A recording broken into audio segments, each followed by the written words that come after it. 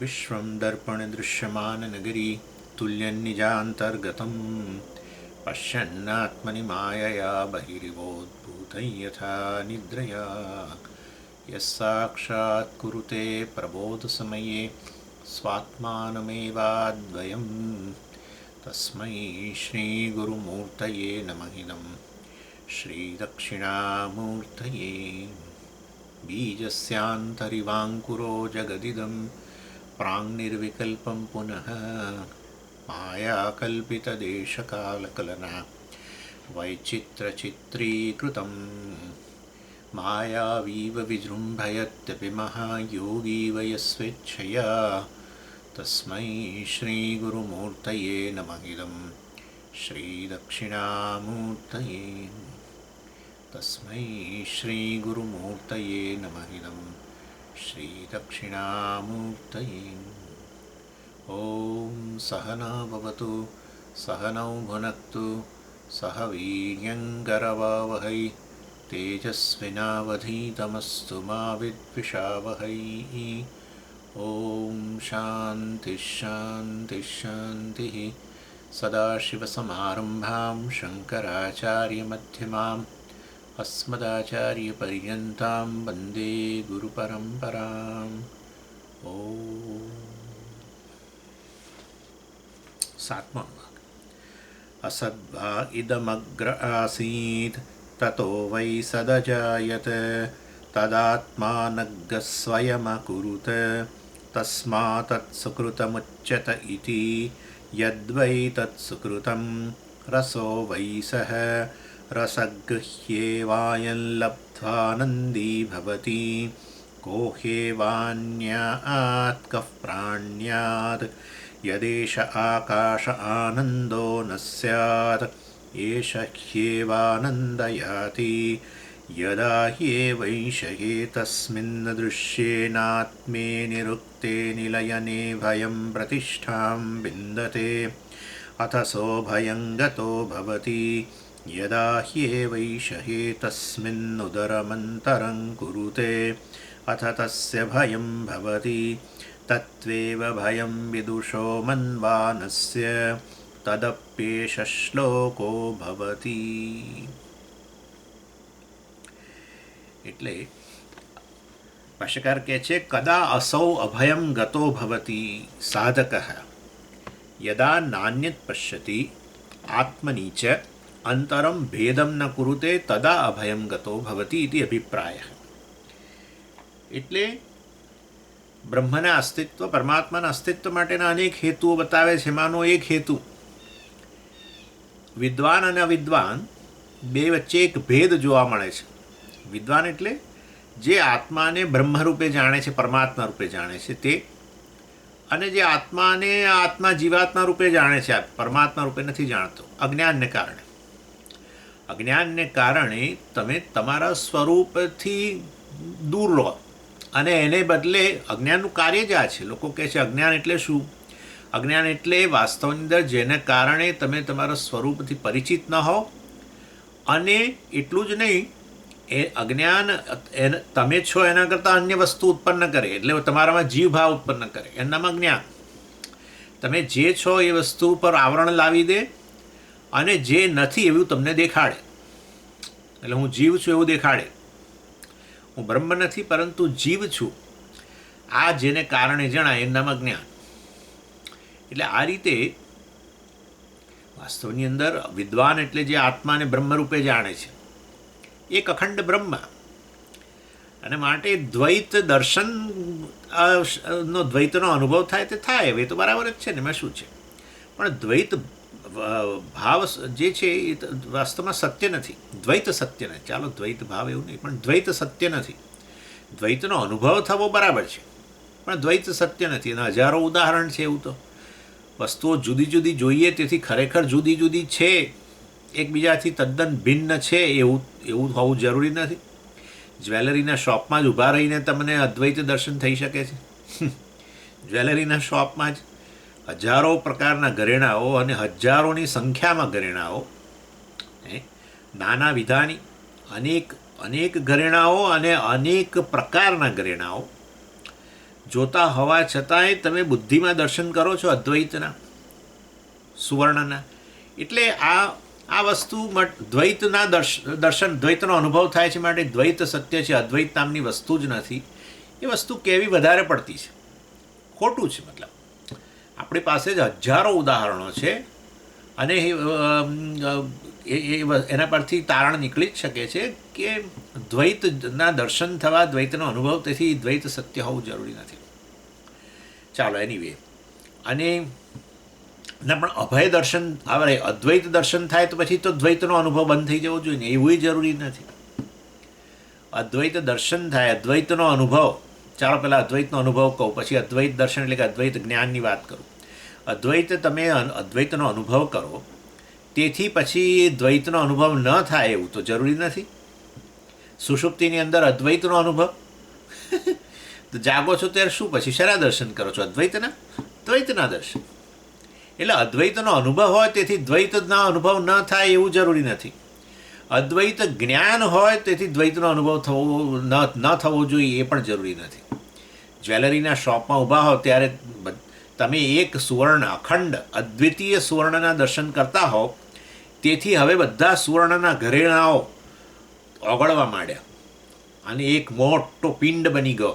જેમ તમે પેલો આ લોકો ભાખરી કે એનો બનાવે એવી રીતે એક મોટો પિંડ બની જાય. બસ બધું મેલ્ટિંગ પોટની અંદર આમ બધું મેલ્ટ થવા માંડ્યું, કારણ કે મને હવે સુવર્ણ દર્શન થયા, અદ્વિતીય વસ્તુના દર્શન થયા, માટે આ બધું દ્વૈત, બધા ઘરેણાઓ ઓગળી જશે, કશું નહીં ઓગળે.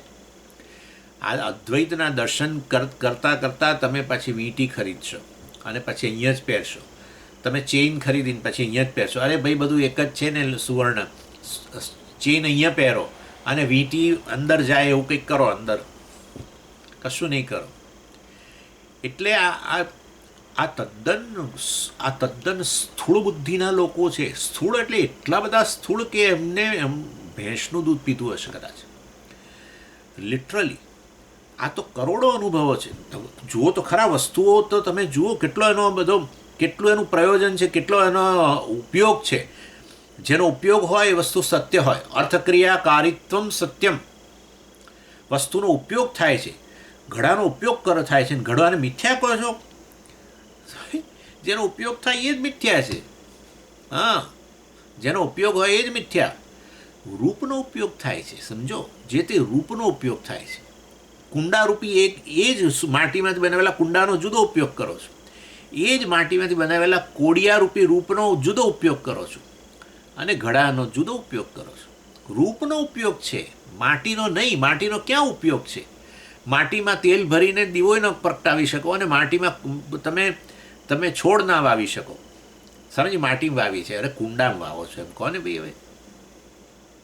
એટલે માટીની અંદર અને માટીમાં પાણી ન ભરી શકાય, પેલા ઘડામાં પાણી ભરાય, પણ મિથ્યા છે ને, એપેરન્ટ જ છે.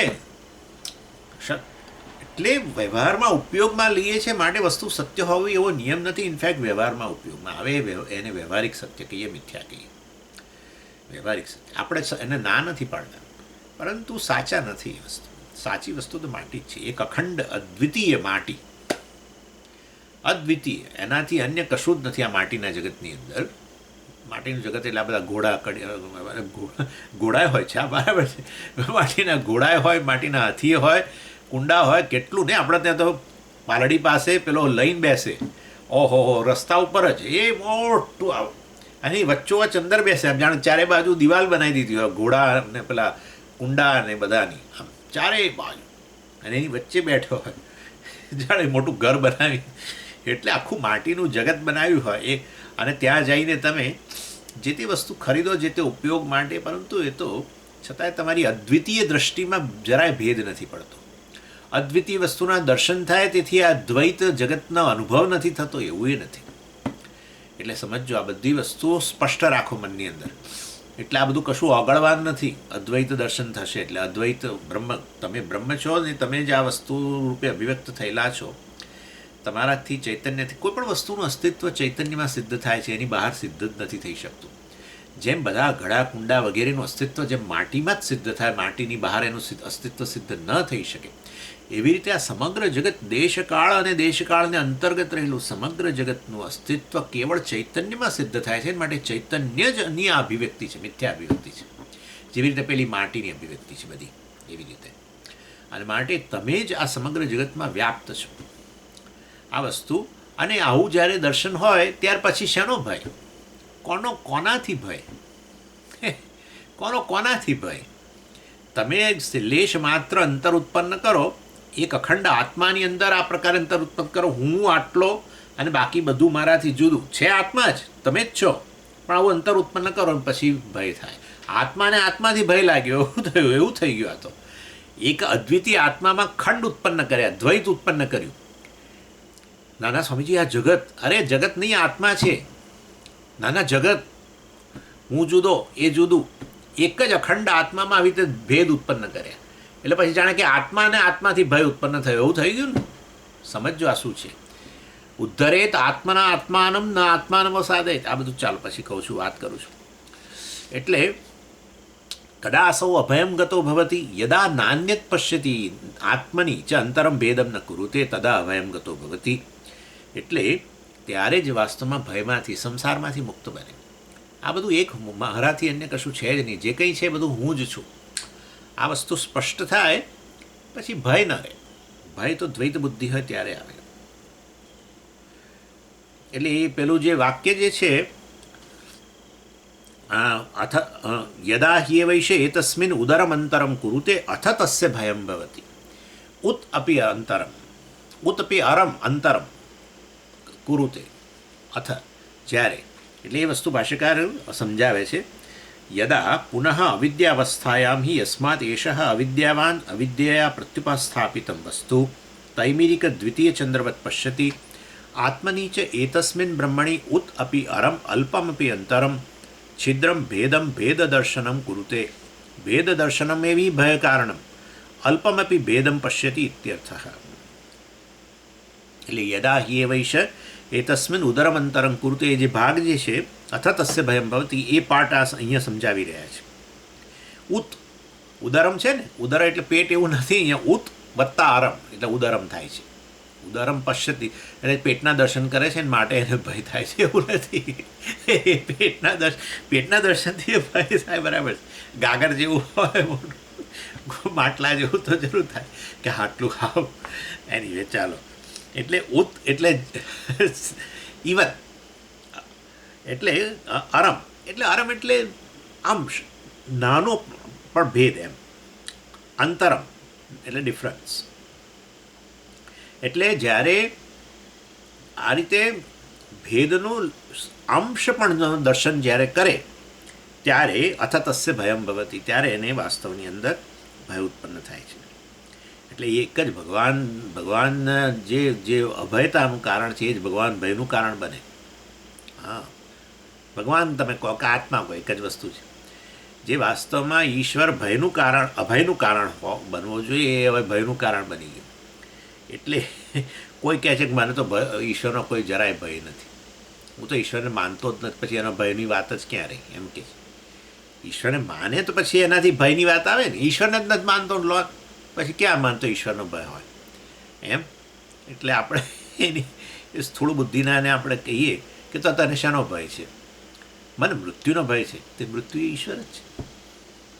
શું કરશો? જે કાંઈ છે એ ઈશ્વર છે. એ વસ્તુની પહેલાંને ખબર નથી બુદ્ધુને. એટલે હકીકત છે, ઈશ્વરનું જ્ઞાન નહીં હોવું એ અત્યંત સ્થૂળ બુદ્ધિ છે. મનુષ્ય જીવન વ્યર્થ છે. આ મારા શબ્દો લખી રાખો. મનુષ્ય જીવન વ્યર્થ છે જો ઈશ્વરનું જ્ઞાન ન હોય તો. અને ઈશ્વરનું જ્ઞાન હોય તો મનુષ્ય જીવન સફળ છે. કારણ કે ઈશ્વરનું જ્ઞાન છેવટે આત્મા અને ઈશ્વર વચ્ચેનો ભેદ જ નથી. હા, અને એને કારણે સંસારમાંથી જ મુક્તિ. આ શક્યતા કેવળ અને કેવળ મનુષ્યમાં છે, આ જ્ઞાન પ્રાપ્ત કરવાની. ભગવાને આ દેહ આપ્યો અને તમે આ જ્ઞાન પ્રાપ્ત ન કર્યું જેની શક્યતા હતી, અર્થાત આ શરીરનો તમે યોગ્ય ઉપયોગ ન કર્યો આપેલી ભેટનો, તો પછી ભગવાન વિચારશે ફરીવાર આપતા પહેલાં તમને અમૂલ્ય ભેટ આપવું અને પછી તમે હું જ જોઉં કે તમે એ ભેટનો દુરુપયોગ કરી રહ્યા છો, તો પછી ફરીવાર આપતા વિચાર તો કરું જ ને. એવી સ્થિતિ છે. યહ ચેદ અવેદી તથ સત્યમસ્તિ ન ચેદિદહા વેદિત મહતી વિનષ્ટિ. કેનોપનિષદની અંદર કહ્યું ઇહ ચેદ અવેદિત અસ્મિન જન્મની. આ મનુષ્ય ઇહ એટલે અહીંયા, એટલે મનુષ્ય શરીરમાં રહીને જો તમે જાણી લેશો આત્માને તો અથ સત્યમસ્તિ, તમે તમારું જીવન સત્ય બની ગયું, અર્થાત તમે ભયમાંથી મુક્ત થઈ ગયા. સત્ય એટલે હવે ક્યારેય જેનો બાદ ન થાય, જે ક્યારેય નાશને યોગ્ય નથી, નાશ યોગ્ય નથી, મતલબ તમે મૃત્યુના ભયમાંથી મુક્ત થઈ ગયા. સત્યમસ્તિ નચેદિહા વેદિત. જો તમે અહીંયા આ જ શરીરમાં રહીને ન જાણ્યો આત્માને, બ્રહ્મના રૂપમાં પરમાત્માના રૂપમાં ન જાણ્યો, મહતી વિનષ્ટિ, મહાન વિનાશને તમે નોતર્યો છો. એમ આવી રીતે ચેતવે છે આપણને. ઇમોશનલ લોજિક નથી, આ ચેતવે છે આપણને કે તમે ચેતો, મનુષ્ય જીવનને બરબાદ ન કરો. તમે શોધો છો પરમાત્માને, તમારું જીવન જ એના માટે આવ્યું છે. જીવનમાં ના રે હમણાં કંઈ પરમાત્માની પડેલી નથી, અમારે તો પેલું આ જોઈએ છે ને, અમારે તો ધન જોઈએ ને, અમારે પેલું જોઈએ ને પેલું જોઈએ. અરે એ બધાની પાછળ જે જોઈએ છે આ જ જોઈએ છે. તમારે જોઈએ છે જીવનમાં અભયતા, એટલા માટે તમે દોડો છો ધનની પાછળ, કારણ કે માનો છો કે ધન તમને અમારા ભયમાંથી મુક્ત કરશે, પણ તમને ખબર નથી કે જેમ ધન વધુ પ્રાપ્ત થાય એમ ભયનું કારણ બનતા જાઓ છો તમે.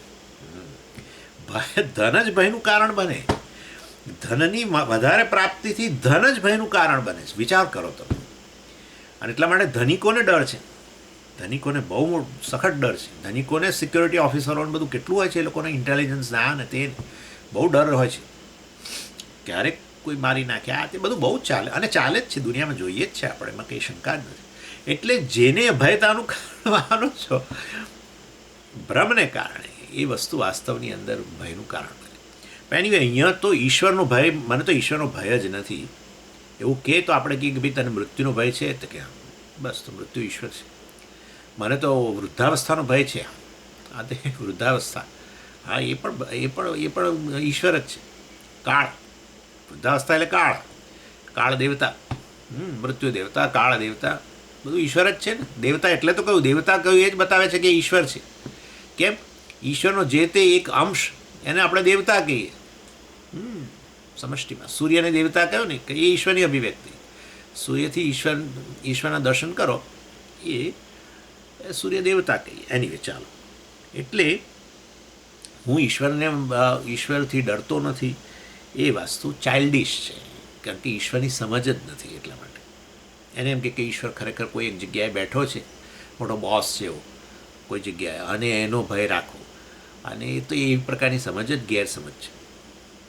ચાલો, યદા એટલે જ્યારે પુનઃ અગેન અવિદ્યાવસ્થાયામ, જ્યારે અવિદ્યા વગેરે હોય છે ત્યારે અવિદ્યાવાન પુરુષ, મતલબ અવિદ્યા વગેરે રહેલી હોય છે, ત્યારે પછી શું થાય છે? અવિદ્યાયા પ્રત્યુપસ્થાપિતમ વસ્તુ પશ્યતિ. એ અવિદ્યાને કારણે એ અન્ય વસ્તુના દર્શન કરે છે. અવિદ્યા, આત્મવિષયક અવિદ્યાને કારણે આત્મા, એક અખંડ આત્મા જે છે, જે બ્રહ્મ જે છે, અદ્વિતીય છે, એમાં આવા દ્વૈતના દર્શન કરે છે. હા, હું જુદો, બીજું, અને મારાથી આ જગત જુદું, જગતના દર્શન કરે. પોતાને એક જીવનાર, એટલે પોતે આત્મા હોવા છતાં એ વાસ્તવમાં અવિદ્યાને કારણે, મેં તમને કહ્યું પ્રમાણે, એના પર આવરણ આવી જાય, અને હું અહીં એક જીવ છું એ રીતે દર્શન કરે. અને આ બધું એ આત્મા જ છે. સામે તમે જેને દર્શન કરી રહ્યા છો તે વિષય બંને આત્મા જ છે, સબ્જેક્ટ ઓબ્જેક્ટ બંને આત્મા છે, પરંતુ એ આત્મદર્શન નહીં હોવાને કારણે સબ્જેક્ટ અને ઓબ્જેક્ટ, વિષય અને વિષય, દ્રષ્ટા અને દૃશ્ય બંનેને ભિન્ન માનો છો. આ રીતે દ્વૈત ઉત્પન્ન થાય. અવિદ્યામાંથી ઉત્પન્ન થયું છે નહીં, પણ આ રીતે ઉત્પન્ન થાય, અને પછી તમે જગતથી ડરો વગેરે. અવિદ્યાયા પ્રત્યુપસ્થાપિતમ વસ્તુ પશ્યતિ, એટલે આ રીતે અન્ય વસ્તુના દર્શન કરે છે. પ્રત્યુપસ્થાપિતમ એટલે સેટઅપ. અવિદ્યાયા પ્રત્યુપસ્થા, વિદ્યાથી ઉત્પન્ન થયેલું એમ. અને ઉદાહરણ આપ્યું તૈમિરિક દ્વિતીય ચંદ્રવત. જ્યારે તૈમિરિક, જ્યારે તિમિર વગેરે હોય, આંખની અંદર રોગ હોય, એને કારણે એકને બદલે બે વસ્તુ દેખાય, એમ બે ચંદ્ર. અહીંયા બે ચંદ્રની વાત કરે છે, મતલબ કોઈ એકને બદલે બે વસ્તુ દેખાવી, આવું કમ્પ્લેન ઘણા લોકો કરતા હોય છે આંખના રોગને કારણે. છે નહીં બે, પણ બે એકની જગ્યાએ એ હોય એક, પણ એને બદલે દેખાય બે, એટલે તિમિરને કારણે. એવી રીતે અવિદ્યારૂપી તિમિરને કારણે આ એક જ અખંડ આત્માની, કે બ્રહ્મને વાસ્તવની અંદર આ રીતે ખંડિત કરી દે, જીવ અને જગતના રૂપમાં. અને પછી જીવને ભય, જગતને જીવનો ભય ન હોય, પણ જીવને જગતનો ભય હોય, કારણ કે જગત બહુ મોટું, જીવ તો બિચારો અત્યંત અલ્પને ભયનો હોય ને મહાનનો, એના જેવી વસ્તુ છે. ઉત અરમ અંતરમ કુરુતે, એટલે આ રીતે લેશ માત્ર અંતર ઉત્પન્ન કર્યું તમારી અને પરમાત્માની વચ્ચે. તમે એક જીવ માન્યો અને પરમાત્માને તમારાથી અન્ય માન્યો વાસ્તવમાં. તો એ વાસ્તવમાં એ તસ્મિન અદ્વિતીય વસ્તુની, એ બ્રહ્મ જે વાસ્તવમાં એક અદ્વિતીય છે, એને સત્યમ જ્ઞાનમ અનંતમ બ્રહ્મમાં આ રીતે ભેદ ઉત્પન્ન કર્યો જીવ અને જગત રૂપે. તમે ઘડીકમાં બ્રહ્મ કહો છો, ઘડીકમાં આત્મા કહો છો, પણ આત્મા બ્રહ્મ છે ને. એટલે આત્મા બોલવું કે બ્રહ્મ બોલવું એક જ વસ્તુ છે. એટલે બ્રહ્મમાં આ રીતે ભેદ ઉત્પન્ન કર્યો કે આત્મામાં ભેદ ઉત્પન્ન કર્યો જીવ અને જગત રૂપે એ વાસ્તવની અંદર. ત્યારે પછી શું થાય? સહેજ પણ, એટલે કે છે અરબ, લેશ માત્ર ભય કરો તો. એટલે એ માટે પેલા વિશિષ્ટાદ્વૈતીઓની વાત કરી શકીએ કે વિશિષ્ટાદ્વૈતીઓ કહે છે કે હું તો આ સમષ્ટિ કે નારાયણ જે છે, ઈશ્વર જે છે, એનો અંશ છું, પણ એ હું ઈશ્વર નથી. હું ઈશ્વર નથી અને ઈશ્વર મારો સમાવેશ કરે છે ડેફિનેટલી, નેચરલી, પણ હું ઈશ્વર નથી. એટલે આ રીતે તમારી ઈશ્વર વચ્ચે ભેદ ઉત્પન્ન થયો ને, અંશ અંશીનો ભેદ ઉત્પન્ન થયો. ઈશ્વર તો તમારો સમાવેશ કરે જ, સમષ્ટિમાં તમારો સમાવેશ થાય જ, પણ હું ઈશ્વર નહીં. એવું હું અંશ છું એનો. એ તો અંશી છે, મારો સમાવેશ કરી દે, પણ હું એનો અંશ છું. એટલે પોતે પેલા કરતાં ભેદ ઉત્પન્ન કરે, સમષ્ટિ કરતાં પોતાના ભેદ. હું ઈશ્વર છું ન બોલી શકે એ લોકો વિશિષ્ટાદ્વૈતી. એ ભેદ દર્શન જ કહેવાય. અને મધ્વાચાર્ય વગેરેનું તો દ્વૈત દર્શન જ, હું જુદો અને ઈશ્વર જુદા. હું ઈશ્વર છું કે ઈશ્વરનો અંશ છું એવું એ નહીં, ઈશ્વરનો અંશ નહીં. હું તો ભૃત્ય જ છું, એ સ્વામી છે અને હું એનો સેવક છું, બસ. સેવક અને સ્વામી, સેવક કંઈ થોડો સ્વામીનો અંશ હોય. સ્વામી સ્વામી છે, સેવક સેવક છે. હંમેશા સેવકે સેવા કરવાની હોય સ્વામીની, એ સેવ્ય કહેવાય, હું સેવક કહેવાય, બસ. આનું નામ ભક્તિ, દાસ ભક્તિ કહેવાય. દાસ કંઈ સ્વામીનો અંશ ના હોય. જ્યાં સ્વામી જાય ત્યાં દાસ જવો જોઈએ એવું જરૂર નથી. સ્વામી સ્વામી છે, દાસ દાસ છે. બે વચ્ચે સ્પષ્ટ અંતર. આ દ્વૈત દર્શન. અને પેલું વિશિષ્ટાદ્વૈતમાં હું ઈશ્વર નથી. વાસ્તવમાં ઈશ્વર મારો સમાવેશ કરે છે, પણ હું ઈશ્વર નથી, હું એનો અંશ છું. એમ એ રીતે જેમ આપણે કહીએ ને કે ડાળી છે વૃક્ષ નથી. વૃક્ષ ડાળીનો સમાવેશ કરે છે, પણ ડાળી જે છે એ વાસ્તવમાં વૃક્ષ નથી. ડાળી વૃક્ષનો અંશ છે, એ અંશી છે. હું અવયવ છું, એ અવયવી છે. એવી રીતે આને વિશિષ્ટ અદ્વૈત. કારણ કે કેમ અદ્વૈત કહે છે એ લોકો? કારણ કે પેલો અંશ અંશીથી અભિન્ન હોય ને, અંશ અંશીથી અભિન્ન હોય એટલે અદ્વૈત. પણ પૂર્ણ અદ્વૈત નથી આ. ઇનફેક્ટ દ્વૈત દર્શન જ કહેવાય, કારણ કે હું ઈશ્વર નથી એમ કહે છે, માટે એ દ્વૈત દર્શન થઈ ગયું. અદ્વૈત દર્શન એટલે શું? કે મારી ઈશ્વરની વચ્ચે લેશ માત્ર ભેદ નથી. જે ભેદ જણાય છે એ તો અજ્ઞાનને કારણે જણાય છે. વાસ્તવમાં એ અજ્ઞાનને કારણે હું જીવ માનું છું અને એને ઈશ્વરને મારાથી ભિન્ન માનું છું. એટલે ભેદ દર્શન કોઈ પણ પ્રકારનું હોય એનાથી ભય તો રહેવાનું છે. એ એનો મતલબ કે હેતુ બને. એટલે એ વસ્તુ આચાર્ય કહે છે. અથ તસ્માદ ભેદ દર્શનાથ હેતો હો તસ્ય ભેદદર્શિન આત્મન ભયમ ભવતી તસ્માદ આત્મા એવ આત્મન ભય કારણમ અવિદુષ અથ તસ્ય ભયમ ભવતી એ વાક્યને વધારે એનો વિસ્તાર કરે છે. એટલે કહે છે કે વ્યક્તિ જેને માટે આ પ્રકારના ભેદ ડિવિઝન રહેલા છે તેને વાસ્તવની અંદર એ આત્મામાં એણે ભેદ ઉત્પન્ન કર્યા ને, બ્રહ્મમાં કે પરમાત્મામાં ભેદ ઉત્પન્ન કર્યા કે આત્મામાં ભેદ ઉત્પન્ન કર્યા, એને કારણે વાસ્તવમાં એણે આત્માને ડિવાઈડ કર્યો. આ રીતે એ આત્મા જ છે, પણ એને હવે જગત કહી દીધું. પોતે વાસ્તવમાં આત્મા જ છે, પણ પોતાને હવે જીવ કહી દીધું. આ રીતે જીવ અને જગતરૂપી ભેદ એક જ આત્મામાં એણે ઉત્પન્ન કર્યા જ્ઞાનને કારણે. અને એ રીતે આચાર્ય કેવું છું તો વિચાર કરો. એટલે ઘડીકમાં બ્રહ્મ શબ્દ વાપરે છે, બ્રહ્મમાં આ રીતે ભેદ ઉત્પન્ન કરીને પરમાત્મા ભયનું કારણ બને છે એમ કહે છે. અને હવે કહે છે આત્મામાં આ રીતે ભેદ ઉત્પન્ન કરીને, કારણ કે આત્મા બ્રહ્મ છે માટે. એટલે આચાર્ય બંને એ બહુ કાળજી રાખે છે બ્રહ્મમાં એટલે પરમાત્મામાં આવો ભેદ ઉત્પન્ન કરે છે ને આમ ને તેમને, તો પછી આપણને થાય કે હું જ છું ને પરમાત્મા જ. એટલે પછી ક્યારેક આત્મા શબ્દ વાપરે છે. એટલે અહીંયા કહે છે આત્મનઃ ભયમ ભવતી, આત્મા એવ આત્મનઃ ભય કારણમ અવિદુષઃ એમ કહે છે. એટલે અજ્ઞાની વ્યક્તિ માટે, અવિદુષઃ એટલે અજ્ઞાની વ્યક્તિ માટે આ આત્મા જ વાસ્તવમાં ભયનું કારણ બને છે. કારણ કે આત્માને બદલે શેના દર્શન કરે છે? જગતના દર્શન કરે છે. આત્મા જ છે જે એક વ્યક્તિ માટે ભયનું કેવી રીતે કારણ બની? બસ એ વ્યક્તિ આત્મા જ છે વાસ્તવમાં, એ પ્રકારે એના દર્શન નથી, માટે વ્યક્તિને પોતાનાથી ભિન્ન માને છે. અને ત્યારે કેવી વસ્તુ છે, મેં તમને ગઈ વખતે વાત કરી હતી જ આ વસ્તુ, કે પોતાના જ શેડો હોય, પોતાનો જ શેડો જે પોતાનાથી અભિન્ન છે, પરંતુ એ શેડો પડછાયો, મતલબ એ પડછાયો જે છે, પડછાયાથી લોકો ડરે છે, બહુ ડરે છે, કેટલાય લોકો ડરે છે પડછાયાથી. કારણ કે પડછાયાને મારો પડછાયો છે, મારાથી અભિન્ન છે, મિથ્યા છે એવું નહીં ખબર હોવાને બદલે એવી વસ્તુ પર આવરણ આવી ગયું, અને પડછાયાને જાણે કોઈ ભૂત કે કંઈક બીજી વસ્તુ માનીને પછી જ તમારામાં અન્ય વસ્તુ છે એ પ્રકારની બુદ્ધિ ઉત્પન્ન થાય તો જ ભય આવે, નહીં તો ના આવે. જોઈ લેજો, એ પડછાયો પોતાનો જ છે ખાલી, અને એ તો મિથ્યા વસ્તુ છે, અભિન્ન છે મારાથી, પણ એ વસ્તુ પર આવરણ આવે તો જ ભય આવે. અને બીજી બાજુ ખરેખર તમે જુદા દેખાવ અને છતાંય તમારાથી જુદા છે એવું ન માનો, ન જાણો. એ મેં તમને કહ્યું હતું, દર્પણની અંદર જુઓ તો દર્પણની અંદર અમુક પ્રકારનો દર્પણ હોય, બહિર્ગોળ અંતર્ગોળ, ત્યારે તમે વિચિત્ર દેખાવ અંદર, તમે એવા છો નહીં, તો તમારે કેવું છે કે આ તો હું નથી જ, અને તમે કહી શકો.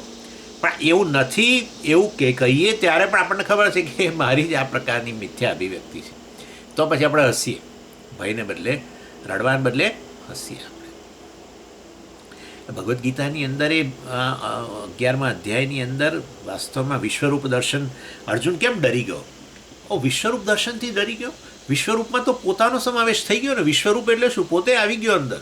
ના, પોતે વિશ્વરૂપને જોનારો, વિશ્વરૂપ કરતાં પોતાને જુદો માન્યો, માટે ભય ઉત્પન્ન થયો. ભગવાનને કહ્યું આ રૂપ લઈ લો, મને તો બહુ ડર લાગે છે. હા, એટલે ખરેખર વિશ્વરૂપ નહોતું, પણ ભગવાને બતાવ્યું કે આ બધી મેં તને કેટલી વિભૂતિઓ મારી ગણાવું. 7મા અધ્યાયમાં મેં તને કહી, એટલે ભગવાન એવું કે આ 7મો અધ્યાય એમ કરીને બોલે નહીં, કારણ કે એ તો બધા ભાગ વ્યાસાચાર્ય જે પાડ્યા. હા, પાછું નહીં તો કે ભગવાને કહ્યું કે જો 7મો અધ્યાય મેં પૂરો કર્યો હતો એની અંદર મેં તને 7મો 9મો 10માની અંદર કેટલી બધું કહ્યું, આ હું છું, આ હું છું, આ હું છું. પછી કે ભાઈ હું તો થાકી ગયો, જો આ બધું હું છું લે, એટલે વિશ્વરૂપ બતાવી દીધું. પણ એમાં અર્જુને વિશ્વરૂપ જોતા અર્જુનને એવું માન્યું કે ભગવાને મને વિશ્વરૂપ બતાવ્યું, હું દ્રષ્ટા, અને વિશ્વરૂપ દર્શનનો વિષય, દ્રષ્ટા દ્રશ્યનો ભેદ, ડરી ગયો. જો એ માની જાત કે જેમ આ બધા ભીષ્મને એને બધાને બતાવ્યા છે અંદર, આખું મહાભારતનું આખું રણક્ષેત્ર બતાવ્યું ભગવાને, કહ્યું જો આ બધા મરી રહ્યા છે ને આ બધું, ત્યારે એણે વિચારી લેવું જોયું હતું કે ભાઈ હું અહીંયા જ ઊભો છું, તો હું મારો સમાવેશ થઈ જ જાય ને એની અંદર. ખાલી એટલું રાખ્યું હોત, દર્શન કરતાં કરતાં જો પોતાને એવું જાણ્યું હોત કે હું વિશ્વરૂપને અંતર્ગત જ છું, મારે એને ભગવાનની વચ્ચે લેશ માત્ર અંતર નથી આ વિશ્વરૂપ વચ્ચે, તો ભય ન થાત. પણ એણે પોતાને જુદો માન્યો અને માટે ભય ઉત્પન્ન થયો. એટલે પ્રોફેસર અબ્દુલ કલામ હતા ને, એમણે પૂજ્ય સ્વામીજીને આ પ્રશ્ન, એ બહુ ગીતાના અભ્યાસ હતા. અબ્દુલ કલામ આપણા રાષ્ટ્રપતિ અને વૈજ્ઞાનિક મોટા, એમણે સ્વામી દયાનંદજી સાથે, આપણા આચાર્ય પૂજ્ય સ્વામીજી સાથે જ્યારે મુલાકાત થઈ, રાષ્ટ્રપતિ ભવનમાં મળવા માટે બોલાવ્યા હતા એમને, કે જાણતા હતા ને ભગવદ્ ગીતાના બધું, એમણે ઘણા બધો એમના ગ્રંથો વાંચેલા, અને ત્યારે બોલાવેલા એમને. એમને આ જ પ્રશ્ન કર્યો, આ વિશ્વરૂપ વિશે જ પ્રશ્ન કર્યો. વિશ્વરૂપની અંદર તો કે બધાનો સમાવેશ થઈ જાય, તો આવું આ રૂપ વિશે એમણે પ્રશ્ન કર્યો. ત્યારે કહ્યું કે ભાઈ વિશ્વરૂપ ખરેખર વિશ્વરૂપ નહોતું, કારણ કે અર્જુન જે છે એ બહાર જોનારોના રૂપમાં રહી ગયો, એટલે ખરેખર વિશ્વરૂપ નહીં. પણ મહદઅંશે બધી વસ્તુ ભગવાને બતાવી દી અર્જુન માટે જ, કે ભાઈ આ બધું હું જ છું, જગતની અંદર જે કાંઈ છે હું છું. તો પછી એવા સંજોગોની અંદર પોતે અને જગત વચ્ચે ભેદ જ ન રહ્યો, તો પછી ભાઈ ભય ક્યાં રહ્યો? ભય રહ્યો જ નહીં ને.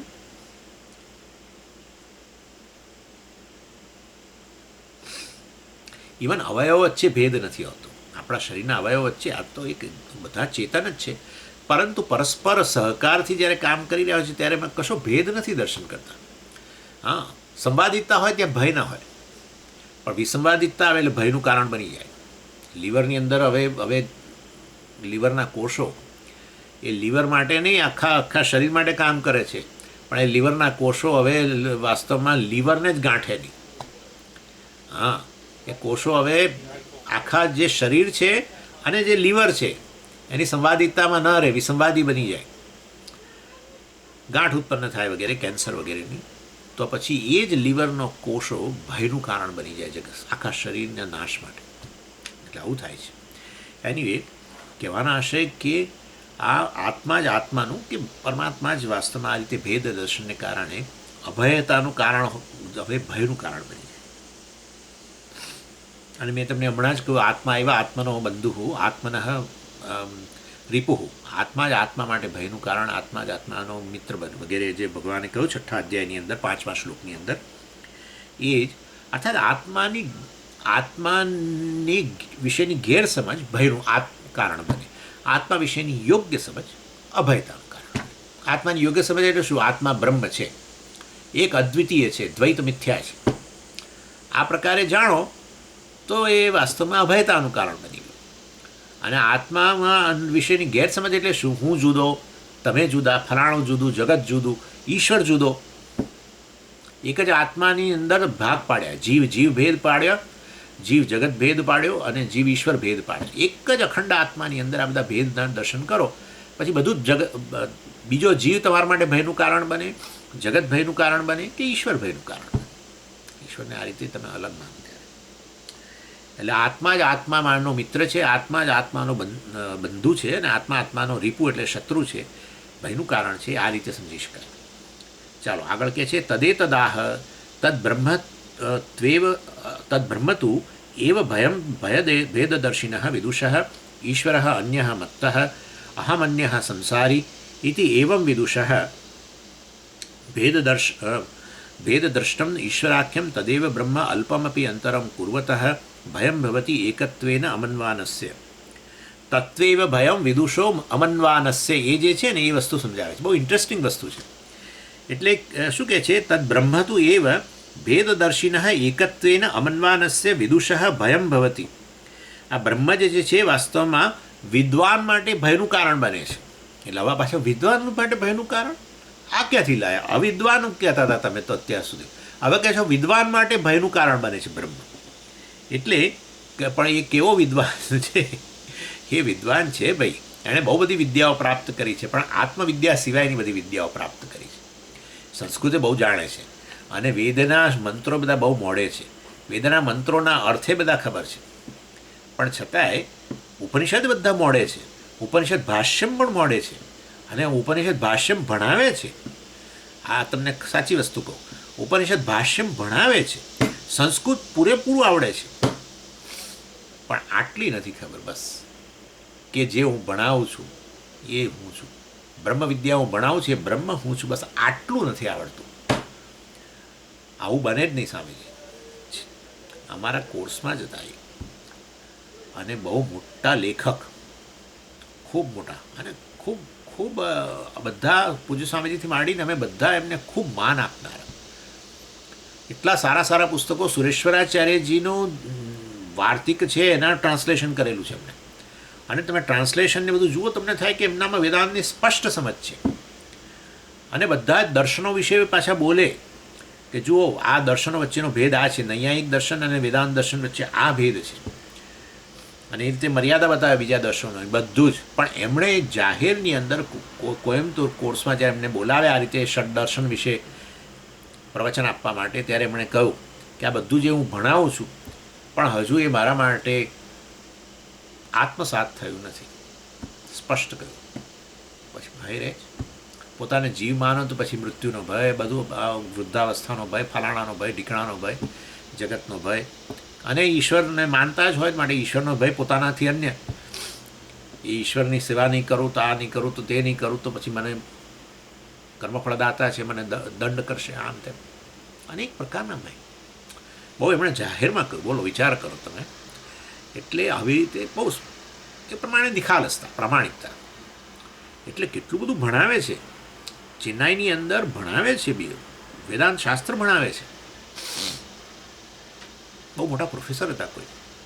એનીવે, એટલે આ રીતે આવા વિદ્વાન એટલે વિદુષો અમન્વાનસ્ય વિદુષ ભયમ ભવતી. આમાં કયું અનુવાકમાં છે જુઓ, તત એવ તુ ભયમ વિદુષ અમન્વાનસ્ય, એકત્વેન અમન્વાનસ્ય. આ બધું છેવટે એક જ છે અને હું જ છું એવું નહીં જાણનારને, એવા વિદ્વાનને. અને એટલા માટે જ આપણે જોઈએ જ છે કે અનેક વિદ્યાશાખાઓની અંદર આપણે અનેક પ્રકારની વિદ્યાઓ પ્રાપ્ત કરી હોય, પરંતુ હું હજુ આ વિદ્યાઓ પ્રાપ્ત કરનારો એક જીવ છું એ પ્રકારની દૃષ્ટિ હોય પોતાના વિશેની, તો વાસ્તવની અંદર ભય તો ન જાય. એકત્વેન અમન્વાનસ્ય વિદુષ ભયમ ભવતી. એકત્વેન, આ બધું એક જ છે ને હું છું. એટલે બીજું જ્ઞાન પ્રાપ્ત, એટલે વાસ્તવની અંદર તમને દાખલા તરીકે આ જ્ઞાન હોય એકત્વનું અને બીજા વિષયોમાં વિદ્વાન હોવ તો વાંધો નથી, પણ બીજા વિષયોમાં વિદ્વાન હોવ ને આ ક્ષેત્રની અંદર વિદ્વાન હોવ તો ભય ન જાય, સંસાર ન જાય. સમજી ગયા? આ વિષયનું જ્ઞાન છે કે બધું એક જ છે બ્રહ્મ વિદ્યા, અને બીજા વિષયોનું અજ્ઞાન છે, ઇકોનોમિક્સ ને આ ને તે ને, કશું સંસ્કૃત નથી આવડતું ને કશું નહીં, કોઈ ચિંતા નહીં. એટલે બીજા વિષયોનો વિદ્વાન પણ આ વિષયમાં વિદ્વાન તો ભય નહીં. બીજા વિષયોમાં વિદ્વાન પણ આ વિષયમાં અવિદ્વાન તો મહાન ભય. માટે શું નક્કી કરવું, શું ભણવું ને શું ના ભણવું એ નક્કી કરી લેવાનું આપણે, કે જીવનમાં બધું આપણે પ્રાપ્ત કરવા મથીએ છીએ છેવટે ભયમાંથી નિવૃત્તિ માટે, છેવટે સંસાર નિવૃત્તિ. ભય એટલે સંસાર નિવૃત્તિ માટે આ બધું આપણે માથાકૂટો કરીએ છીએ સવારથી સાંજ. તો ખરેખર કેમ જતો નથી? તો આપણું કમિટમેન્ટ આ એકત્વ માટે છે, બ્રહ્મવિદ્યા માટે છે કે અન્ય વસ્તુ માટે છે? આપણા કમિટમેન્ટને આધારે આપણો સંસાર જાય કે ન જાય, બસ આપણું કમિટમેન્ટ ક્યાં છે, આપણી નિષ્ઠા ક્યાં છે, આપણી તત્પરતા કયા વસ્તુમાં છે. એટલે કેટલાય લોકો કોર્સની અંદર આવે અને સંસ્કૃતની પાછળ પડી જાય, બસ સંસ્કૃત માટે કમિટમેન્ટ, ગ્રામર માટે કમિટમેન્ટ. અહીંયા નજર કરે ત્યારે એમની નજર ગ્રામર પર હોય. આ સ્વામીજીએ આ શબ્દ ના સમજાયો, ગ્રામરમાં એનો અર્થ, ગ્રામરની દ્રષ્ટિએ અર્થ ના સમજાયો. પંચમી વિભક્તિ છે, છઠ્ઠી વિભક્તિ છે, આ તો સમાસ છે અને સમાસનો ભેદ કરવો જોઈએ અને એમાં પાણીનીના કયા સૂત્રો લાગુ પડે, બસ આ. અરે પણ ભેદદર્શીનો અહીંયા અર્થ આપણા જીવનમાં એ નહીં છે. આવા નામ ના અપાય મારાથી, પરંતુ અત્યારે જ છે, અહીંયા અમારા આશ્રમમાં જ છે અત્યારે, આ જ ક્ષણે છે કમિટમેન્ટ. અને આવી વ્યક્તિઓ મળવા આવે ત્યારે અમને કહું કે ભાઈ તમારું કમિટમેન્ટ બદલો, સમની તો ભય નહીં જાય. કારણ કે આવ્યા હોય કંઈક ફરિયાદ લઈને, આ જ કહું કે ભાઈ તારું કમિટમેન્ટ સંસ્કૃત ગ્રામર માટે છે, ભાષ્ય ભણું ત્યારે, કે તારું કમિટમેન્ટ એ ભાષ્યકાર તમને જે દૃષ્ટિ જીવન પ્રત્યેની આપી રહ્યા છે એના માટે છે? ક્યાં તમારું કમિટમેન્ટ છે? કમિટમેન્ટ ન બદલાય તો વેદાંત માટેની તમારી તત્પરતા ના આવે. એટલે માટે કેટલા બધા સાધકો વેદાંત ભણે છે પરંતુ કમિટમેન્ટ વગરનું. એક ખાલી એક ક્લાસ ચાલે છે, ચાલો ભણી નાખીએ, શનિ રવિ ચાલે છે તો એમાં ભણી નાખીએ, કોઈ જગ્યાએ સોમ મંગળ ચાલે છે તો એ ભરી નાખીએ. એક રેગ્યુલર જેમ ડ્યુટી બ્રશ કરતા હોઈએ, નહાતા હોઈએ ને એ બધું જેમ કરતા હોઈએ એવી રીતે આ એક પણ રેગ્યુલર અમારી રોજની શીનો ભાગ છે આ બધો એમ. તો વર્ષો જાય તો પણ વાસ્તવની અંદર આ એક થોડા કડવા સત્યો છે વેદાંતના, એ આપણે જાણી લેવા જોઈએ. પૂરેપૂરું કમિટમેન્ટ જોઈએ. એનું નામ જ સાધન ચતુષ્ટય સંપત્તિ. કમિટમેન્ટ, સાધન ચતુષ્ટય સંપત્તિનો અર્થ કમિટમેન્ટ. બસ તમારી જીવન રીતિ જે પ્રકારની છે, જે જ્ઞાન જે પ્રાપ્ત કરવા મથો છે એને અનુરૂપ જ છે. તો ભાઈ શા માટે જ્ઞાન ન થાય? થાય જ. ચાલો, એટલે તદ બ્રહ્મ તું એવ ભયમ ભય વેદદર્શિના. ચાલો, એ તમે કહી દીધું તમને. એટલે વિદ્વાન જો એમ માને કે હું વાસ્તવમાં ઈશ્વરથી અન્ય છું, અહમ ઈશ્વર અન્યત સંસારી, હું સંસારી છું, ઈશ્વરથી અન્યત, ઈશ્વરથી જુદો છું. અર્થાત મેં તમને કહ્યું ને, હું ઈશ્વર નથી, ઈશ્વર મારો સમાવેશ કરી લે છે, બરાબર છે. એ બધી વસ્તુઓ તે કારણે વાસ્તવમાં ભેદ. એટલે આવો વિદ્વાન જે ભેદદર્શી છે, ભેદદ્રષ્ટમ ઈશ્વરાખ્યમ તદેવ બ્રહ્મ ભયમ ભવતી. બ્રહ્મ જે વાસ્તવમાં ઈશ્વરના રૂપે જે ઈશ્વરના રૂપમાં રહેલો છે એ જ જાણે હવે એના માટે ભયનું કારણ બની ગયો. અને એ ખરેને બ્રહ્મને આત્મા રૂપે જાણી લો તો અભયમ પ્રતિષ્ઠામ વિંદતે. એ જ અભયતાનું કારણ. બ્રહ્મ જ અભયતાનું કારણ, બ્રહ્મ જ ભયનું કારણ. એટલે ભાષ્યકારે કહ્યું અમનવાનસ્ય, ભાષ્યકારે સમજાયું એકત્વેના અમનવાનસ્ય. એ વિદ્વાન જે વાસ્તવની અંદર બ્રહ્મને આ રીતે આત્મા રૂપે જાણતો નથી, એક અદ્વિતીય આત્મા રૂપે જાણતો નથી. તસ્માદ વિદ્વાન અપી વિદ્વાન એવ સહ યહ અયમ એકમ અભિન્નમ આત્મતત્વમ ન પશ્યતિ. તસ્માત તેથી યહ ન પશ્યતિ, જે જોતો નથી. શું? અયમ એકમ અભિન્નમ આત્મતત્વમ, આ એક અદ્વિતીય આત્મતત્વ છે એવું જે જોતો નથી. સહ વિદ્વાન અપી, એ ભલે ને વિદ્વાન હોય બીજા ક્ષેત્રોની અંદર, એ અવિદ્વાન જ છે. એટલે વિદ્વાન વાસ્તવની અંદર અન્ય ક્ષેત્રોનો વિદ્વાન, જેને આ વિષયનું અજ્ઞાન છે તે, અને જે સામાન્ય સંસારી બીજા કે જેને બીજા ક્ષેત્રોનું પણ બહુ જ્ઞાન નથી, અને એ રીતે એ અવિદ્વાન છે. આ વિદ્વાન પણ આ ક્ષેત્રનો અજ્ઞાની, અને પેલા સંસારી જે છે જેને બહારના ક્ષેત્રોનું એટલો બધો નિપુણ નથી, એ અવિદ્વાન, કારણ કે એ પણ આત્માને નથી જાણતું. આ બંને એક જ કહેવાય.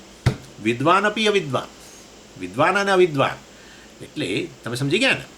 એટલે આ વિદ્વાન પણ અવિદ્વાન, અને પેલો આપણો બીજો ક્ષેત્રમાં નિપુણ નથી પણ એને આત્મા વિષયક અજ્ઞાન જ છે, એ અવિદ્વાન.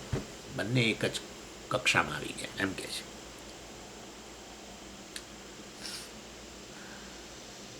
ચાલો પછી આગળ કહે છે ઉચ્છેદ હેતુ દર્શનાત ઉચ્છેદ્ય અભિમતસ્ય ભયમ ભવતી અનુચ્છેદ્યમી ઉચ્છેદ હેતુ. એટલે કે છે જે એવું માને કે અહમ ઉચ્છેદ્ય, ઉચ્છેદ્ય એટલે શું? હું નાશવંત છું, હું મૃત્યુને અધીન છું, મારું મૃત્યુ થાય જ છે, આ હકીકત છે. આવું જે માને છે મારું તો મૃત્યુ જ થાય, મારું મૃત્યુ થાય છે, આજે નહીં કાલે થવાનું છે, આવું બોલીએ છીએ. આજે નહીં કાલે આપણો વારો આવવાનો જ છે. આવું કોઈ વેદાંતિને ખરેખર વેદાંત જાણતો હોય એની આગળ જઈને આવું કહો તો પેલો બિચારો બોલે નહીં કશું, પણ એને મનમાં મરક થાય, મરક.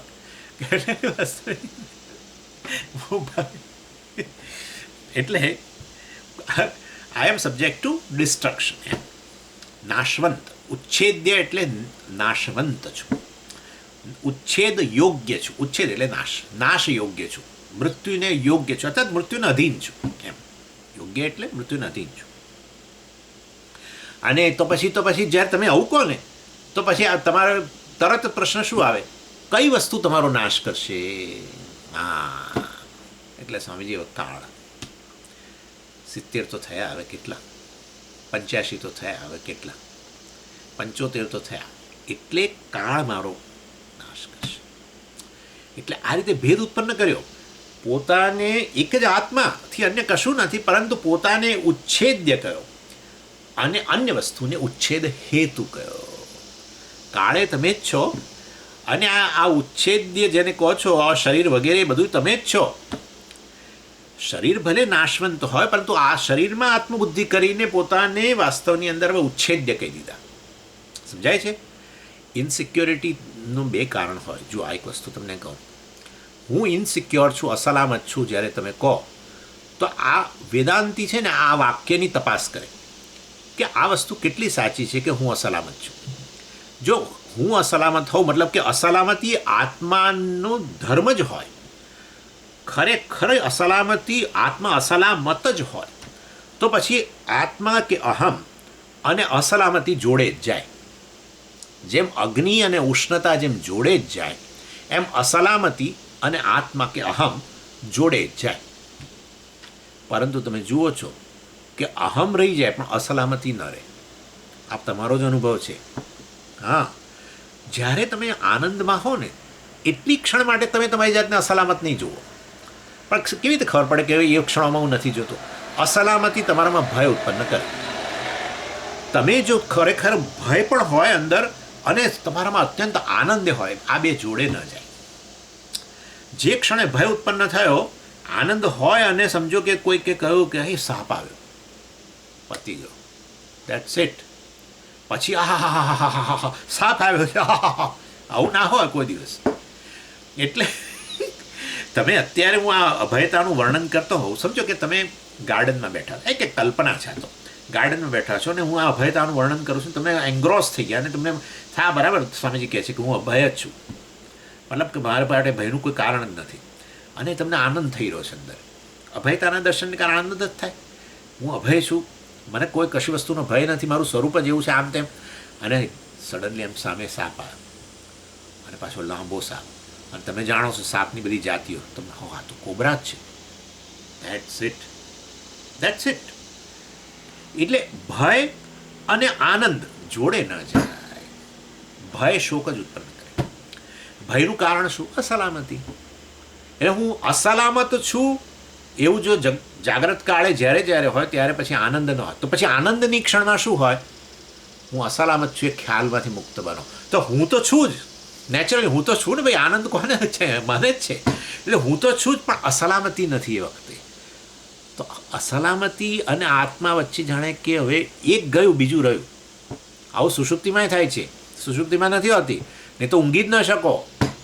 સુષુપ્તિમાં તમારાથી અન્ય કશું ન હોય ને તો ત્યારે તો હું અસલામત છું એવું વધારે લાગવું જોઈએ, અસલામતી મારો સ્વભાવ હોય તો. પરંતુ એવું જો અસલામતી હોય તો તમે ઊંઘ જ ના આવે. ત્રીજી વસ્તુ કે અસલામત છું એવું જ્યારે તમે અહમને માનો ત્યારે તમે અસલામતીને દૂર કરવાનો પ્રયત્ન કરો, અહમને નહીં. અહમને માંથી અસલામતીને દૂર કરવાનો પ્રયત્ન કરો. જેને દૂર કરવાનો પ્રયત્ન કરતા હો તો એ તમારો સ્વભાવ છે જ નહીં, નક્કી થઈ ગયું, એ તમારું સ્વરૂપ છે જ નહીં. અને માટે હું અસલામત છું એ વાક્યની તપાસ વેદાંતી કરે. અને તો પછી હવે આગળ આટલાથી કામ ન થાય કોઈ દિવસ, તો હજુ વેદાંત ઇમ્પ્રેક્ટિકલ કહેવાય.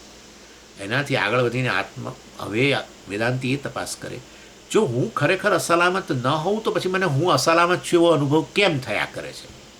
હા, અને એનું કારણ છે જે અસલામત છે એવી વસ્તુને આત્મા કહી દીધું છે. માટે આ શરીર જે છે એ કાળને અધીન છે, શરીર વૃદ્ધાવસ્થાને અધીન છે, શરીર મૃત્યુને અધીન જ છે.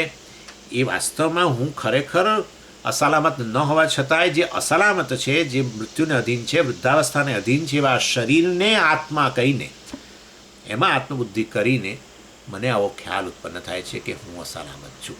પણ એવો ખ્યાલ કેમ ઉત્પન્ન થાય છે? જે આત્મા નથી, શરીર વગેરે જે અસલામત છે, જે આત્મા નથી, એમાં આત્મબુદ્ધિ કેમ ઉત્પન્ન થાય છે?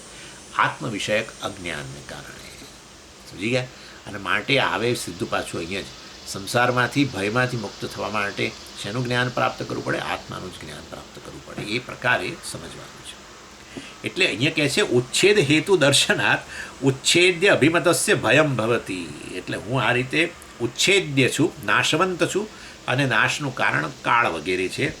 એ રીતે પછી આવું માનું, ભેદ ઉત્પન્ન થયો ને, ઉચ્છેદ્ય અને ઉચ્છેદ હેતુ, એ બે વચ્ચેનો આવો એક જ આત્મામાં આવો ભેદ ઉત્પન્ન કર્યો. જો દ્વૈતાથી ભયમ ભવતી એ વસ્તુ કેટલી રીતે સમજાવે છે. આપણે ક્યારનું ચાલી રહ્યું છે આ? સ્વામી હવે બંધ કરો, આ બસ બંધ જ થઈ રહ્યું છે, હવે ચિંતા ના કરો. એટલે અનુચ્છેદ્યમી ઉચ્છેદ હેતુ. એટલે વાસ્તવની અંદર જે ઉચ્છેદનો હેતુ હોય, કેવું સુંદર, જે ઉચ્છેદનો હેતુ હોય એ પોતે કેવું હોવું જોઈએ? અનુચ્છેદ્ય હોય. જે નાશનું કારણ હોય પોતે તો નાશવંત ના જ હોય ને. જો બધા, એટલે કહેવાનો આશય એ છે કે જેને તમે વાસ્તવની અંદર નાશનો હેતુ માનો છો એ વાસ્તવમાં નાશવંત નથી. આ રીતે અહીંયા સમજાવે છે. એટલે આત્મા જે વાસ્તવમાં અનુચ્છેદ્ય છે એ જ ઉચ્છેદનો હેતુ બને છે. કાળ પણ આત્મા જ છે ને ભાઈ. ટાઈમ ઇઝ ઓલ્સો આ. એટલા માટે જ આપણે ઈશ્વરની કાળ દેવતાના રૂપમાં પૂજા કરીએ છીએ, કાળના રૂપમાં આપણે પૂજા કરતા હોઈએ છીએ. એટલે આ રીતે આત્મામાં ભેદ ઉત્પન્ન કર્યો. ઉચ્છેદ હેતુ એ આત્મા જ છે, પોતે જે અનુચ્છેદ્ય છે એ ઉચ્છેદનો હેતુ આ રીતે બને છે. અને મેં પણ મારી જાતને શું માન્યો? ઉચ્છેદ્ય છું, નાશવંત છું. ઉચ્છેદનો હેતુ પણ શું છે? આત્મા જ છે. અને આ રીતે, અને એ જે ઉચ્છેદનો હેતુ હોય એ શું હોય? ખરેખર અનુચ્છેદ્ય હોય, એ નાશને યોગ્ય ન હોય. જે નાશનું કારણ બનતું હોય એ એનો પોતાનો નાશ ન થાય. Simple common sense. જેનો ના પણ એનોય નાશ થાય તો પછી એના નાશનું કોઈ બીજું કારણ બને. ના પણ પછી એનોય નાશ થાય તો તો એના નાશનું બીજું કારણ બને. તો ક્યાં અટકશો? ક્યાંક તો અટકવું. જો અટકશો નહીં તો પછી આ વસ્તુ જ લઈ લેવી પડે.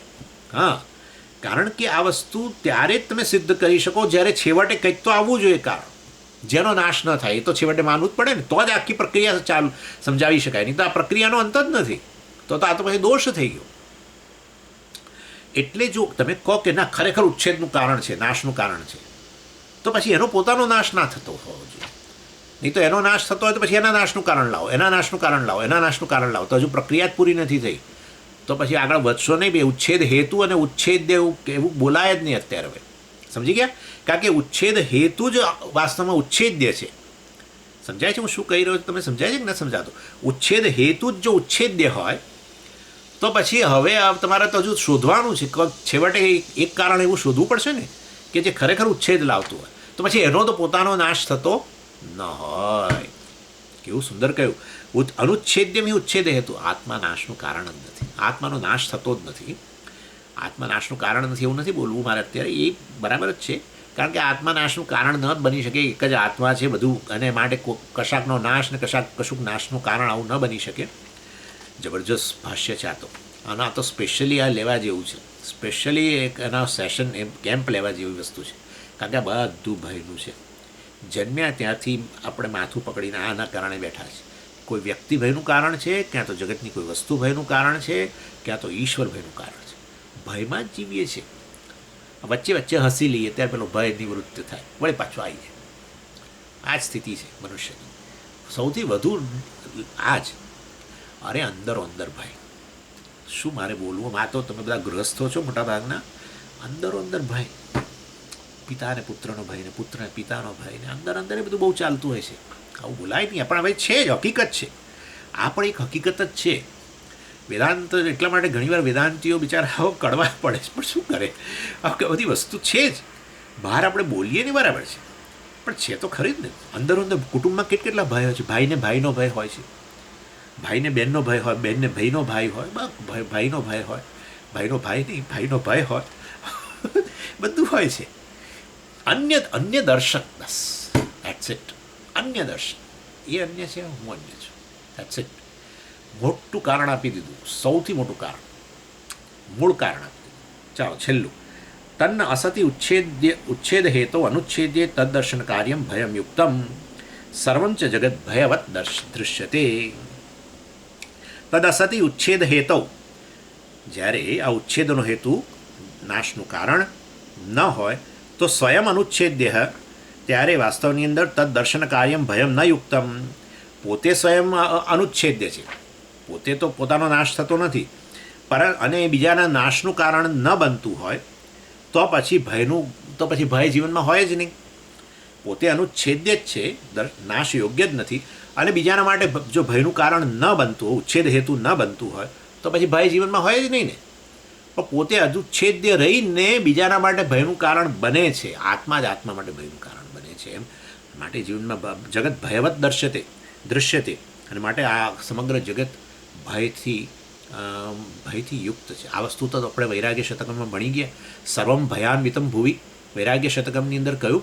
કેટલું કહ્યું. નામ તમે કમાઓ, તમારી પાસે જ્ઞાન હોય તો પણ ભય, તમારી પાસે ધન છે તો ભય, બધી રીતે બતાવ્યું ને તમને ખબર હોય તો. સર્વમ જગત વૈરાગ્યમેવ અભયમ કારણ એક્સેટ્રા. ત્યાં એ વૈરાગ્ય શતકમમાં વૈરાગ્યને અભયતાનું કારણ બતાવ્યું. વૈરાગ્ય અને છેવટે પછી જ્ઞાન એ અભયતાનું કારણ. તસ્માત જગત ભયદર્શનાत् ગમ્યતે નૂનમ તદસ્તિ ભયકારણમ ઉચ્છેદ હેતુ અનુચ્છેદાત્મકમ યતઃ જગત બિભેતિ ઇતિ. એટલે ઉચ્છેદ હેતુ જે છે એ અનુચ્છેદ્ય જ હોવું જોઈએ. એનો પોતાનો ઉચ્છેદ ન થાય. અને જો એનો પોતાનો ઉચ્છેદ થતો હોય તો હજુ આપણે ઉચ્છેદનો હેતુ જ શોધી રહ્યા છીએ. અને માટે તો પછી હજુ આપણે આ વસ્તુ એસ્ટાબ્લિશ જ ન કરી શકીએ. એટલે અમને એમાં સરળ વસ્તુ એ છે કે સમગ્ર જગતની એના ભયનું કારણ, સમગ્ર જગતના ઉચ્છેદનું કારણ એ કાળ છે. જે વસ્તુ કાળને અંતર્ગત હોય એ ઉચ્છેદ્ય છે, નાશવંત છે. અને એ રીતે વાસ્તવમાં આપણા દેવતાઓ બધાએ પણ વચ્ચે ઉચ્છેદ્ય છે. એમનો બિચારાનો અંત આવી ક્ષીણે પુણ્ય મળતે લોકમ વિશંતિ. અને આમે સ્વર્ગલોક એ આ યુનિવર્સનો જ ભાગ છે ભાઈ, 14 લોકને અંતર્ગત છે. અને આ યુનિવર્સનો આ ઉત્પત્તિ થયેલી છે, એનો નાશ થવાનો છે, એ પાછું કાળને અંતર્ગત. એટલે એ રીતે જગતમાં કોઈ પણ વસ્તુ અનુચ્છેદ્ય નથી. પણ એ સમગ્ર જગત જે છે, આ નામરૂપાત્મક જગત, એનું જે અધિષ્ઠાન છે, જે વાસ્તવમાં આ સમગ્ર નામરૂપાત જગતનું જે સત્ય છે, એસેન્સ છે, જેનું અધિષ્ઠાન છે, એ અનુચ્છેદ્ય છે. આત્મા કે બ્રહ્મ એ કાળનું પણ અધિષ્ઠાન છે, અને માટે એ કાળને અંતર્ગત નથી. માટે એનું એ ક્યારેય એ હંમેશા અનુચ્છેદ્ય હોય. તસ્માત જગત ભય દર્શનાત. અને આ રીતે જગતની અંદર આ ભયના દર્શન થાય છે. માટે નૂનમ ગમ્ય તે સર્ટનલી, તો પછી વાસ્તવની અંદર તદ ભય કારણ બ્રહ્મ અસ્તિ. પછી એનું ભયનું કારણ બ્રહ્મ જરૂર રહેલું છે. બ્રહ્મ ભયનું કારણ કેવી રીતે બન્યું? કે વાસ્તવમાં આવી રીતે ભેદ દૃષ્ટિથી ભયનું કારણ બન્યું. એ બ્રહ્મ જ આત્મા છે, અને એ રીતે બધું જ બ્રહ્મ છે, અથવા બધું જ આત્મા છે, એ રીતે કહો તો પછી તો કોઈ ભયનું કારણ રહેતું નથી. એ જ બ્રહ્મ વાસ્તવમાં અદ્વિતીય બ્રહ્મ અભયતાનું કારણ બને. પણ એ જ બ્રહ્મમાં આવા ભેદ ઉત્પન્ન કર્યા, જીવ જગત, જીવ ઈશ્વર, આ બધા ભેદ ઉત્પન્ન કર્યા એ જ બ્રહ્મની અંદર, તો પછી હવે એ ભયનું કારણ બની ગયું. જેને તમે જગત ભયનું કારણ કહો છો, એ જગત શું છે? ખરેખર બ્રહ્મ છે. આ બીજો જીવ મારા ભયનું કારણ છે એમ જ્યારે આંગળી કરીને કહો છો, ત્યારે પણ એ જીવ શું છે? બ્રહ્મ જ છે. એટલે જાણે કે બ્રહ્મ જ ભયનું કારણ બન્યું, પોતાની દ્વૈત દ્રષ્ટિથી, અજ્ઞાનને કારણે. આ રીતે અને આ રીતે છેવટે આ વસ્તુ અહીંયા આ 7મો અનુવાક અહીંયા પૂરો થાય છે. તદ એતસ્મિન અપી અર્થે એષ શ્લોક ભવતી. અને આ જ અર્થની અંદર, અર્થાત કેવું આ બધા ભયનો હેતુ બને છે, એ જ બ્રહ્મ જુદા જુદા આવી ભેદ દ્રષ્ટિને કારણે કેવી રીતે ભયનું કારણ બને છે, એ વસ્તુ હવે 8મા અનુવાકમાં શરૂ કરશે. બહુ જ સુંદર. એમાં જ પેલી આપણી આનંદ મીમાંસા પણ છે. તમને ખબર હોય તો સ એકો મનુષ્ય ગંધર્વાણામ આનંદ શ્રોત્રિયસ્ય ચાકામહ તસ્ય તે એ શતમ. ખાલી 8મા અનુવાકનો પહેલો જે ભાગ છે આપણે ખાલી વાંચીએ. ભીષાસ્માદ્વાતઃ પવતે ભીષોદેતિ સૂર્યઃ ભીષાસ્માદગ્નિશ્ચેન્દ્રશ્ચ મૃત્યુર્ધાવતિ પંચમ ઇતિ સૈષાનંદસ્ય મીમાગંસા ભવતિ યુવા સ્યાತ್ સાધુ યુવાધ્યાયકઃ આશિષ્ઠો દૃઢિષ્ઠો બલિષ્ઠઃ તસ્યેયં પૃથિવી સર્વા વિત્તસ્ય પૂર્ણા સ્યાत् સ એકો માનુષ આનંદઃ તે યે શતમ માનુષ આનંદાઃ સ એકો મનુષ્ય ગંધર્વાણામ આનંદઃ શ્રોત્રિયસ્ય ચાકામહ તસ્ય વગેરે વગેરે. આનંદ મીમાંસા જે બહુ જાણીતી છે તૈત્તિરીય ઉપનિષદની, એ પણ હવે 8મા અનુવાકમાં છે. હવે આપણે એ શરૂ કરીશું. ઓમ પૂર્ણમદઃ પૂર્ણમિદં પૂર્ણાત પૂર્ણમુદચ્યતે પૂર્ણસ્ય પૂર્ણમાદાય પૂર્ણમેવાવશિષ્યતે. ઓમ શાંતિ શાંતિ શાંતિ. હરિ ઓમ શ્રી ગુરુભ્યો નમઃ. હરિ ઓમ.